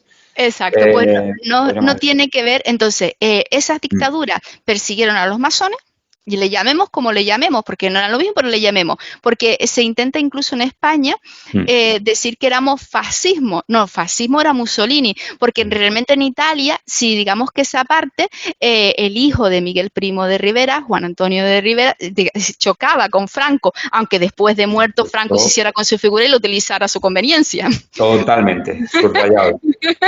Pero de hecho, es muy gracioso porque los primos riveristas, ¿no? El movimiento de Falange, hay una sección, una familia de ellos que, no pueden ver ni a Franco ni en pintura. Es que no tenían que ver. Y lamentablemente Rivera murió diciendo que ojalá fuera su última sangre. Lo condenaron también el bando republicano. Lo mataron y él dijo que ojalá sea mi última sangre la que se vierta en España, y lamentablemente murió él, murió su amigo también Lorca, que era del otro bando, y a pesar de eso eran amigos, y lamentablemente la sinrazón se hizo. Sí, fue una locura, pero bueno, la guerra civil, como decía, como esas palabras que se le achacan a Unamuno, venceréis, pero no convenceréis, venceréis porque os falta sobrada fuerza bruta, ¿no? Pero no convenceréis porque os falta razón, ¿no? Pero bueno. El raciocinio. Al final, pues lo que decíamos, todo este movimiento era, pero también el comunismo, que era otra dictadura, recordemos Stalin, toda la purga que hizo, todo lo que hizo, que era otra dictadura, estaban en contra absolutamente de los masones. Es más, Trotsky llega a decir que había que matar a fuego rojo a todos los masones, porque los masones, si tú lo lees, realmente lo que defienden son los principios liberales, y los comunistas iban en contra de los principios liberales. Ellos decían que era la representación de la burguesía. Además, hay un grado incluso que habla la masonería, si lees los rituales, en el que dice que eso de la dictadura del proletariado, que tiene que haber un entendimiento entre el proletario y entre la empresa, porque la empresa genera riqueza, que además son mejor los impuestos directos que los indirectos, se llegan hasta ese punto. Claro. Porque los Totalmente contra la lucha de clases. Claro, es que no tenían nada que ver. Entonces ellos dicen que había que matar los fuegos rojos. ¿Qué es lo que pasa? Eso sí, se entiende en comunicación política. En comunicación política, ¿tú qué haces? Unificar todos los enemigos. Ellos son los otros y yo soy el bueno. El español, el antiespañol o el del pueblo al lado. Pero esto pasa desde que el mundo, es comunicación política. Entonces hace un batiburrillo, se emite a todos en el mismo saco y todos dicen, todos estos van contra nosotros, van contra lo que es los españoles de verdad. Y es de ahí, desde ese punto, en el que hay que entenderlo, pero que no tenían nada que ver ni con los comunistas y con el tema de los judíos. Como decimos, tampoco es un movimiento que nace dentro de la cristiandad, no tenía que ver con los judíos, pero ahí recordemos los protocolos de los sabios de Sion. En los protocolos de los sabios de Sion, también Ferrer Benimeli habla de este aspecto. Los protocolos de sabios de Sion, dicen los investigadores, que es una copia de una novela prusiana que iba contra Napoleón III, de una novela francesa que era una crítica política a Napoleón III, donde inicialmente no aparecen ni los masones ni los judíos. Esto se lleva a Francia. En Francia, cuando el zar va a caer, lo que es la parte más conservadora se enfrenta a los liberales y se enfrenta al movimiento bolchevique que empieza a nacer y quiere acaparar al zar y que haya una lucha, que no haya un entendimiento. Entonces, en ese entendimiento lo que hacen es Sergi Nilo, supuestamente, coge un plagio de esos documentos. Bueno, primero se habían publicado, digamos que por versiones, en el diario La Bandera, en un diario ruso, se habían publicado por Faceta. Sergi Nilo hace una recopilación y copia los protocolos de los sabios de Sion y se incluyen a los judíos. Se incluyen a los judíos en Rusia. ¿Por qué? Porque dentro de esos movimientos a los que se oponían los conservadores había judíos. Trotsky, por ejemplo, era judío. Entonces quieren enfrentarse a los bolcheviques y también a los liberales donde habían judíos, porque los judíos desde el 135 que los expulsa Adriano, se convierte toda la diáspora, van por todo el mundo y ellos nada más que se dedican lo que es a trabajar. Y hay que entender dos movimientos, porque ellos tenían dinero y el resto no, porque los católicos habían escogido, volvemos a lo mismo, el concepto de Aristóteles. Aristóteles, para él, el Estado era el que debía imponer los valores, pero además los que se dedicaban a lo público no debían dedicarse a la economía, que eso era una cosa intrascendente. Lo importante era el Estado, la imposición de los valores y el gobierno. Y recordemos que los católicos hablaban de que los intereses en los préstamos era usura y que si ponías intereses en los préstamos, en la Iglesia. Claro, ibas al Averno. A los únicos que se les permitió imponer los intereses y que fueron el primer banco fueron a los templarios, que fueron los que inventaron las tarjetas de crédito. ¿Pero por qué? Porque los templarios, todo este pensamiento de San Bernardo de Claraval, digamos que conectaron con toda esta parte de la mística judía, que era la cábala. ¿Y qué dice la cábala? Hay que materializar el espíritu y espiritualizar la materia. El hermetismo dirá, lo que es arriba es abajo y como es abajo es arriba, el principio de correspondencia. Es decir, si Dios no hubiese querido crear como ángeles, fuera del mundo terrenal, o que estuviéramos todo el día en un convento, nos hubiese quedado ángeles. ¿Pero dónde nos creó? En la materia. Y lo difícil es hacer el bien en la materia. Cuando te chocan contigo en el coche, te insultan, te dicen no sé qué, ahí sí que es difícil. Sale la materia. Y el espíritu no sé dónde se va. Claro, pues ahí es donde tienes tú que demostrar que realmente tienes la chispa interior. Si el otro te insulta, tú no tienes que insultar, tú tienes que hacer lo correcto y demás. Pero además, y que esto lo dirán los masones muchos, y que es un pensamiento muy protestante, y que Max Weber después hará su gran libro, El sociólogo, sobre la diferencia entre los protestantes, la economía protestante y los católicos de la riqueza. Sí, efectivamente. Sí. Es que al final vemos como al final todo esto se compagina, como la diferencia, ¿no? Los protestantes dirán y los judíos dirán que si yo quiero ayudar a alguien, me tengo que querer primero a mí. Es decir, si yo tengo un pan y yo me muero de hambre y te lo doy todo a ti, ya no te puedo seguir dando de comer. Tendré yo que comer algo. Yo lo puedo compartir contigo, pero tendré que comer algo, porque si me muero, ¿para qué sirvo? No sirvo de nada. Sin embargo, en los católicos llegan el pensamiento de abandonarse a sí mismo en pro de los demás. Sí, pero si te mueres y no vas a ayudar a nadie. Y si te vas a un convento y solo rezas ahí, ¿dónde estás en la materia? ¿Dónde ayudas a los demás? Entonces, ellos hablan de esto, incluso cuando vemos los rituales masónicos, que es lo mismo. Tú lees el pensamiento protestante, es lo mismo. Ellos hablan de que no hay que dar el pescado, sino dar la caña para pescar. Es decir, yo te tengo que enseñar las herramientas para que tú pesques, porque yo te puedo dar de comer hoy, pero lo ideal es que tú mañana te valgas por ti mismo, porque si no te estoy dejando como un menor de edad, como un niño. Y hay ese cuento que dice, ¿no? Esa leyenda en el que ellos hablan, que es una leyenda urbana, ¿no? Que dice que se cayó un árbol y aparecen en Estados Unidos los protestantes, ¿no? Y dice, venga, vamos a bajarnos de los coches y entre todos quitar el árbol. Se cae en el sur, en el lado católico, y dice, bueno, se cayó un árbol, y dice, bueno, pues llama al gobierno y a ver que venga a quitarlo, ¿no? La cosmovisión una cosmovisión. Y claro, y dentro de esta concepción hay que entender precisamente todo esto y lo que decimos del pensamiento aristotélico, todo ese pensamiento aristotélico. Entonces, los judíos eran los que tenían el dinero, ¿pero por qué? Por concepción mentalista. Ellos tenían que saber leer y escribir para interpretar por ellos mismos la Torá, para leer y cumplir los preceptos de Dios. Tenían que saber leer y escribir desde muy chiquititos. Es más, en el Imperio Romano, los más que tenían índice de alfabetismo eran los judíos. O sea, estaban instruidos desde muy pequeñitos por su concepción religiosa, y ellos decían materializar el espíritu, espiritualizar la materia. Es tan importante una cosa como otra, con lo cual la economía es importante. Y vemos donde en todas a pesar de no tener poder político en ningún sitio, donde en todas las sociedades donde se fueron integrando, llegaron a acaparar puestos de relevancia. Empiezan las crisis, cuando decimos en Rusia, empiezan a machacarlo, hay las grandes masacres en Rusia de judíos. Los pogroms. Exacto, esos documentos llegan, se traducen a Europa, se traduce en alemán, y es una alerta no solo a la iglesia, sino también a los príncipes, en el que empiezan a decir que los judíos iban contra los altares y contra los tronos, es decir, contra la iglesia y contra los príncipes. Un caballo de Troya.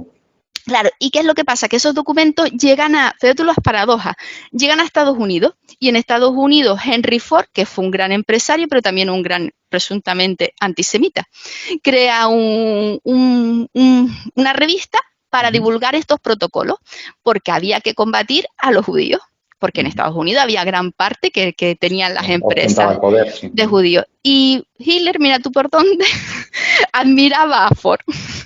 Dicen sí, que eso lo he escuchado. Dicen que tenía hasta una foto de Ford en su... Vamos, que tenía no Ford de Hitler. Y entonces, ve tú cómo es la historia. Le llegaron a dar insignias y todo del régimen nazi. Entonces coge toda esa vertiente y da. Yo creo que de todas formas Hitler utilizó a los judíos de chivo expiatorio. Si la guerra hubiese seguido, después de los judíos, hubiesen venido todos los demás movimientos que no estuviesen contra él. Y nada más que hay que escuchar el pasaje ese que dice un pastor luterano, ¿no? Martin Niemöller, que él viene a decir, primero vinieron a los socialistas y no dije nada porque yo no era socialista, después por los sindicalistas no dije nada porque no era sindicalista, después vinieron por los judíos, no dije nada porque yo no era judío, al final vinieron por mí y ya no había nadie que protestara por mí. Entonces, él hubiese ido por todo el que le llevase a la contraria. Lo que pasa es que no le dejaron tiempo, vamos. Hubiese ido por todos los movimientos. Entonces, esos documentos llegan y se pasan al resto de Europa. Claro, está en la vertiente de que sí que había un choque, ¿no? Porque los judíos no aceptaron a Jesús como Mesías, empiezan a sacar las crisis económicas, y ahí es donde se larva todo ese movimiento y todo antisemitismo, y pasa lo que pasa. Pero yo siempre me quedo con Hannah Arendt, es una de las filósofas, una de las primeras mentes del siglo XX, ¿no? Y que ella hizo un ensayo sobre el caso de Eichmann, que Eichmann fue uno de los jerarcas nazis de los últimos, se detuvo además fue un caso muy polémico porque él se detuvo en Argentina, de Argentina lo extraditaron a Israel, que ella decía que iba en contra del derecho internacional, y lo juzgaron en Israel, lo terminaron condenando, ¿no? Y al final Eichmann decía que él no era culpable de nada, porque a él cumplió las leyes de su país y lo único que hizo Derecho positivo.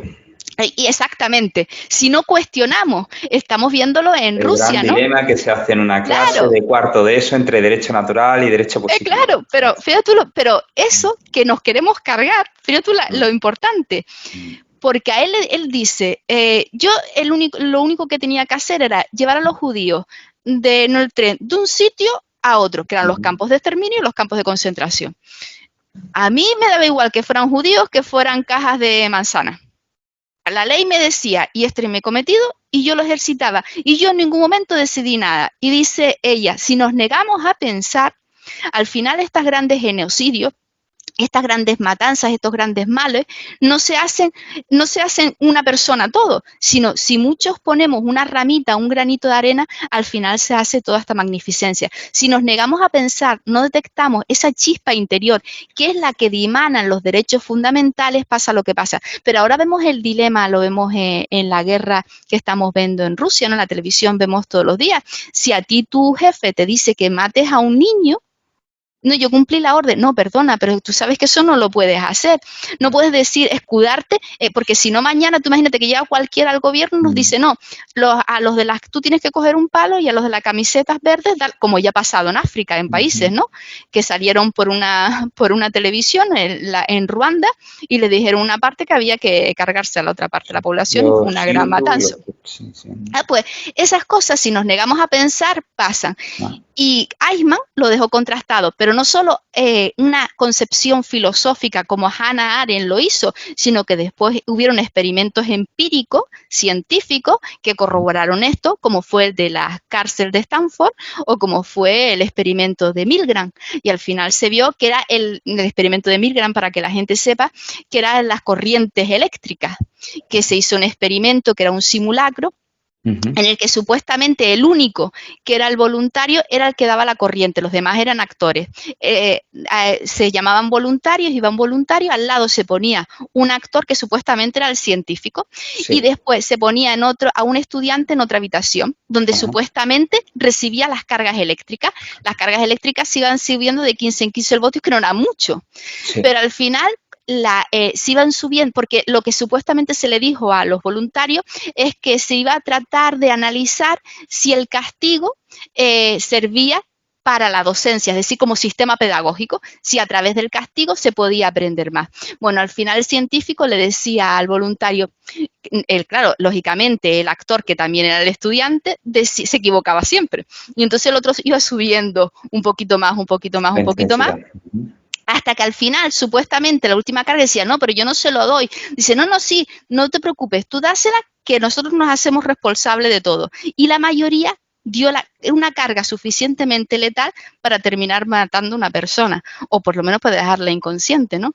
O sea que al final todos somos un Eichmann en potencia, o la cárcel de Stanford, que en la cárcel de Stanford era otro experimento que tuvieron que cortar, y además hay una película que la protagonizó Adrian Brody, y que en esa película se ve como hay esto fue un caso verídico, en la Universidad de Stanford se realiza una cárcel, lo que es en los bajos de la escuela de psicología. Entonces a unos se les da el rol de carcelero y a otros el rol de soldado. Bueno, fue tal descalabro que se hizo allí que tuvieron que cortar de raíz, tuvieron que terminar antes el experimento, y hubo una película de esto. Y es más, cuando se volvió a salir a la luz este experimento, cuando recordemos las imágenes que pasaron durante la guerra de Irak, que supuestamente esos abusos de derechos humanos que se hicieron determinados militares contra presos.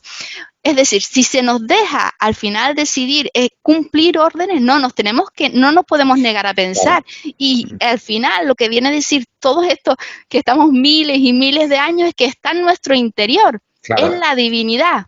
El problema es que rodea en nuestra experiencia vital que hace apagar esa llama divina, ¿no? Porque eso hay que cultivarlo, efectivamente, ¿no? Una revelación, etcétera. Bueno, esto es un tema más trascendental y tal. Claro. Pero es cierto que al final te encuentras que en los grandes eventos que ocurren y que nos son dados desde el Estado, yo veo que porcentualmente hay un porcentaje de población, no no sabría cuál decirte, pero que siempre como rebaño, ¿no?, sigue las órdenes del Estado sin cuestionárselo, ¿no? Y de hecho, no sé quién era, porque tanto leo que ya me bailan los números, las cifras y los autores, pero decía que se dividía la población en un 30%, 30, ¿no? 3 grupos de 30%. El primero seguía al Estado sin pensárselo. El otro 30% era el que realmente tenía un pensamiento autónomo y se cuestionaba las leyes del Estado. Y el otro 30% restante, el que seguía también a las mayorías, ¿no?, al grupo más convincente. Entonces, bueno, al final te encuentras que tienes que tener también mucha valía para tener un pensamiento autónomo, en definitiva. Pero tiene que estar de una base, de una experiencia vital, de una experiencia también, bueno, que te haga cuestionar lo que venga del Estado. En fin. Claro, por eso es tan importante. Primero, yo te agradezco que me invites para hablar de estos temas, porque muchas veces que es tan troncado, que fue lo que yo estudié, Derecho, y he sido 12 años concejal, y es tan troncado precisamente con esto, y no entenderemos nada de esto sin este pensamiento, si nos cargamos, como nos queremos cargar la filosofía en la escuela, si ya no hay referentes espirituales, religiosos, no hay, es que tenemos el peligro de involucionar, y lo estamos viendo. ¿Cómo puedes matar, por mucho que me lo diga el Estado? Vamos a ver, cómo la libertad de expresión, hemos luchado por la libertad de expresión, ha muerto gente. ¿Cómo podemos negarle la libertad de expresión a nadie? Da igual lo que tú digas. Si está dentro de la ley, yo puedo estar en desacuerdo contigo, pero tengo que defenderlo, que lo digas. Y si yo te lo tengo que rebatir, te lo tengo que rebatir con argumentos y respeto. Hubo un momento en el pasado donde se decía que cuando tú gritas y tú insultas, pierdes la razón. Y vemos lamentablemente que hoy en día se quiere vetar a todo el mundo. No se deja hablar a los demás, pero que estamos, en vez de evolucionar, fíjate, pero se da la paradoja que se supone que es la cúspide de una sociedad desarrollada en derechos, ¿no? Yo, que soy profesor de secundaria, veo, bueno, siempre los cartelitos, con lemas, bueno, pues eso, a favor de los derechos, clases específicas, materias específicas de valores éticos. Al final estamos con una producción, bueno, en torno a leyes también, y una producción a currículum educativo, pero sin embargo ve a un alumno de 13 años que no tiene más valores ni cualitativamente ni cuantitativamente que nuestros abuelos. Entonces, en fin. Claro, pero porque lo que estamos diciendo era lo que decía John Dewey, el aprender haciendo, experimentar, y el conocimiento viene del interior, no viene del exterior. No del BOE. Exactamente, y se ha demostrado, lo decía el emperador, lo decían en Roma, no se lo decía el emperador romano, creo que era Tácito, un jurista, se lo decía al emperador romano, cuanto más leyes, más corrupto es el Estado. Y esto el Banco Mundial también nos demuestra, cuanto más leyes, países que tienen más leyes, más corrupción hay. Y lo vemos, los países nórdicos, menos leyes, menos corrupción.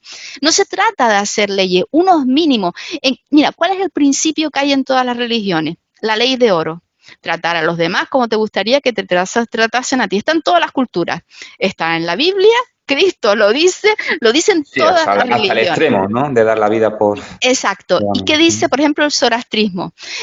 Coherencia entre buenos pensamientos, buenas palabras, buenos actos. Tienes que pensar, decir y hacer lo mismo. Ser coherente. Si no, son principios universales. Para eso no tienes ni que saber leer ni escribir, ni te hace falta un doctorado, ni te hace falta 25 máster, ni te hace falta nada. Que, por supuesto, en todas estas corrientes sí hablan de la humildad, pero que tu deber es siempre intentar instruirte, intentar aprender cada día con la humildad, porque el saber es infinito. Tú, por mucho que te pegas toda la vida estudiando, eso vas a conocer lo mínimo, pero tienes que instruirte. Pero eso no viene de ahí. Entonces, si olvidamos la esencia del interior y lo que queremos hacer desde el exterior, construimos una sociedad fácil de manipular, que, como decía Hannah Arendt, no piensa, es decir, no potenciamos el pensamiento crítico en países, además, en el sur de Europa y en Latinoamérica, que durante siglos se nos vetó por esa concepción teológica, que no es ni buenos ni malos, tenía su explicación en su momento.